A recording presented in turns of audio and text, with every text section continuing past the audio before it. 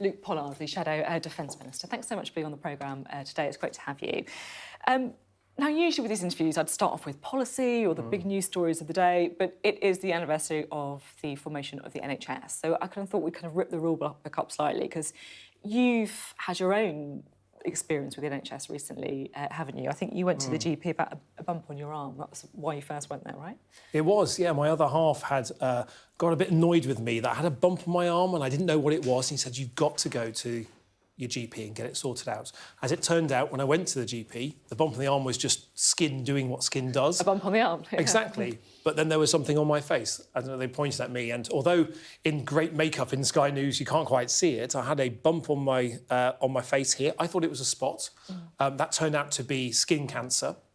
And after having a biopsy to diagnose that it was, I then went for an operation where they cut it out effectively, and I now sport underneath this makeup a scar that is the surviving bit of the operation. And for me, you know, wearing that scar with pride is something that shows that I managed to beat cancer by doing it. But when you're in the public eye, especially when you're a politician, you know, you're very aware that quite often on TV, people are, well, the camera zooms in on what's going on here, and having a scar across your face can make you feel, or certainly made me feel straight away, very vulnerable and exposed.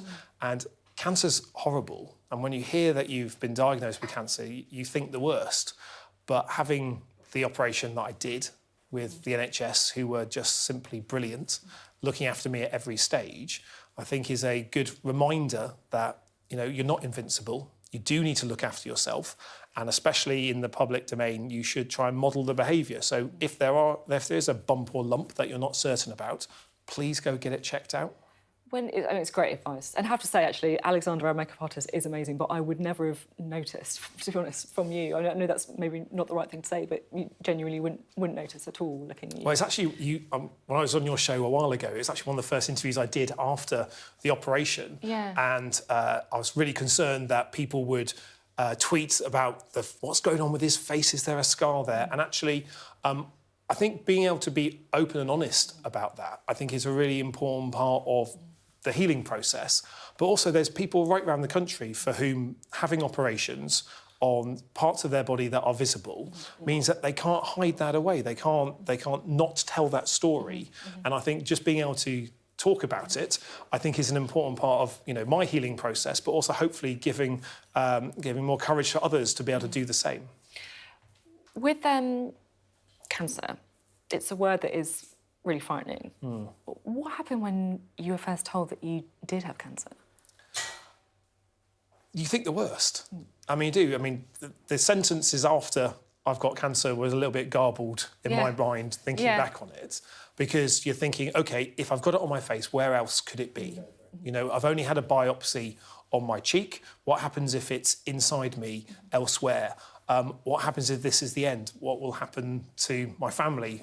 And so you do worry about that. And I think that's a reaction that is very common for lots of people to have.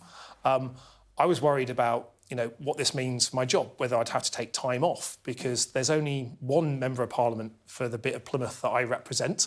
And if I'm not doing it, there's no one to step in. There's no relief. There's no one that can sub you in or out. So I was concerned about just what the impacts would be, but having, you know, a nurse be able to talk you through, OK, this is what it means, this is what we need you to do, this is how we want you to look after yourself. And unusually, having spoken to the whips in Parliament, now, the whips in Parliament often don't get the best reputation as enforcing party discipline. That's true, yeah. But they were very frank and honest. They said, well, we've had members of Parliament with cancer. We know that you will work too late. We know that you'll try and come back to work too early. And when you do feel tired, because you will do, we want you to know that you can, you know, take the time that you need. And actually, I think that's important, because people in the public domain are still people at the end of the day. And if I'm trying to model best behaviour, working myself into the ground to show that it's the right thing to do, it's the wrong thing to do. And I think, you know, we all need to take time to look after ourselves, because if we can't look after ourselves, we're not actually then able to look after others. Well, I hope you took your other half out for a decent meal to say thank you for making you go to the doctors and to the GPs in that circumstance as well.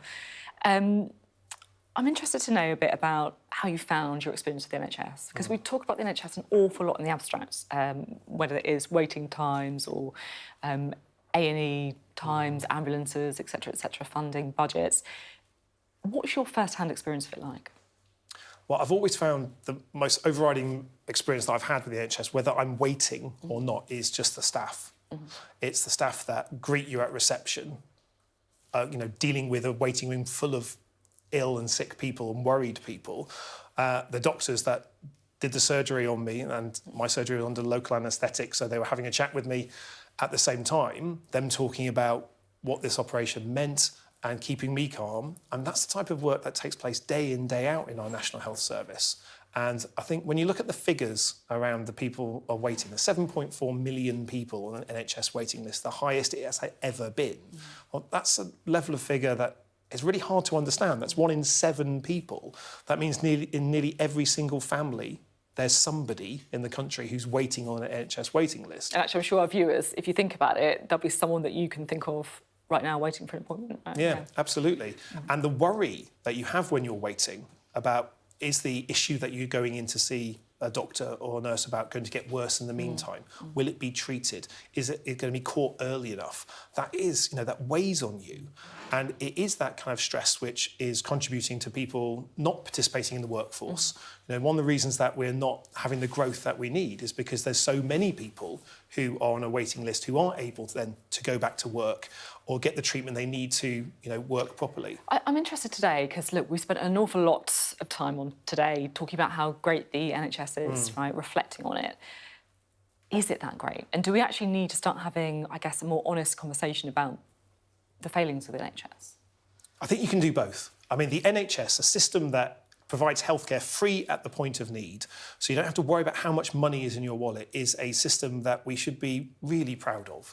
And when that was first introduced 75 years ago, that fundamentally changed the health outcomes for millions of people, not having to save up, scrimp and save to go to the doctors to work out who was going to get the appointment in their family. That makes such an incredible difference. But the health service now is broken, but the principle behind it isn't.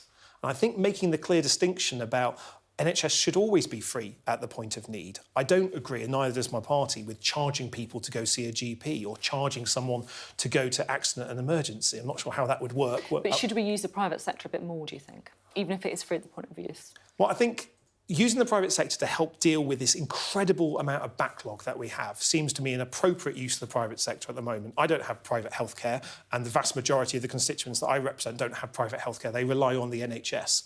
The key thing that people want is for their health ailment to be dealt with efficiently and properly and quickly. And if using the private sector to reduce that huge backlog that we've got, just as Labour did last time we were in power, in 97 to 2010, using the private sector to reduce those waiting lists we inherited, well, at the end of those 13 years, we had the highest patient satisfaction in NHS history and the lowest waiting lists. Now, 13 years of Conservative government later, we have the lowest satisfaction in the NHS, sadly, and the highest waiting lists. So it doesn't have to be like this.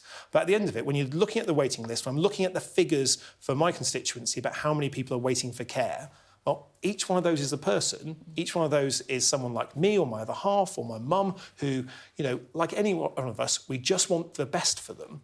And at the moment, the NHS isn't delivering for the people that really need it because we have a broken health service. Now, that is not the fault of any NHS consultant or doctor or nurse or cleaner.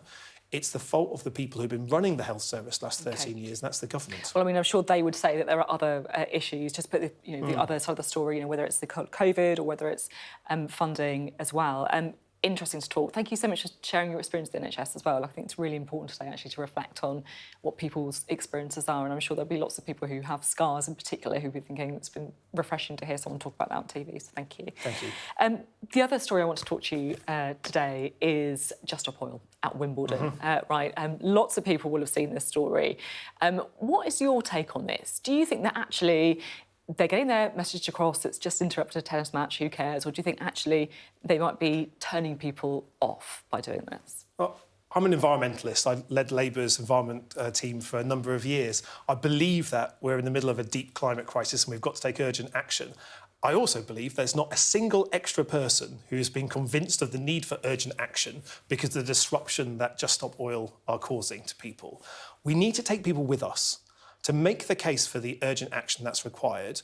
It's not just low-hanging fruit like loft insulation we need to put in place. There needs to be fundamental change in our economy, and that does require any government to be able to take the public with them. I don't think the disruptive protests that we're seeing from Just Stop Oil are doing that. If anything, I think it risks turning people against the urgency of the actions that are actually required. So, yes, we should be making the case that climate change is causing significant problems and those problems will get worse. But if the way we're doing that is convincing the people we need to believe the opposite, then I think we are harming our own future, and I'm not convinced these tactics are going to work. Labour want to spend £28 billion a year on the green economy. There'll be some people who look at that and thinking, you know, given the conversation we've just been having about the NHS, there'll be hospitals crying out for investment, there'll be people who are desperate to move up that waiting list. Is spending £28 billion a year on the green economy really the right thing to do in those circumstances? I think it is. And Rachel Reeves, our Shadow Chancellor, has set out that by halfway through the next Parliament under a Labour government, we hope to be spending around £28 billion a year. Well, that's not just money spent in the abstract. That's money spent on home insulation, complete retrofits, street by street. It's on turning Britain into a clean energy superpower, really taking the renewables to its possibilities, investing in nuclear, and making sure that we are moving our steel industry to green steel. These are all jobs. They all sound really important things, but why? Some people might say, why don't you spend £25 billion a year on that and spend £3 billion on our hospitals, for example? Well, Labour set out a plan already to spend more on our National Health Service by abolishing the non-dom tax status. How much is that, though? 2.6 billion, is that right? So it's billions a year. And that's nothing in comparison to 28 billion on the green energy revolution, as you say. No, but we're already spending a large amount on the National Health Service, and I think it's what we're looking at. Where the money goes matters. That's doubling the number of medical school spaces, 10,000 extra nurses and midwives, and that will make a difference to the way the NHS works.